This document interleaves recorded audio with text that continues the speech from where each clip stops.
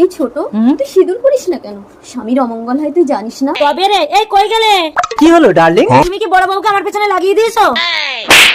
এই তোর চালাকি আমি বুঝি না। তুই হিংসা করে ওকে বাড়ি থেকে তাড়াতে চাইছিস। তোর সমস্যা থাকলে তুই বেরিয়ে যায় বাড়ি থেকে। তবু আমাকে তাড়িয়ে দিও না, তুমি ছাড়া আমার বাবা মা কেউ নেই।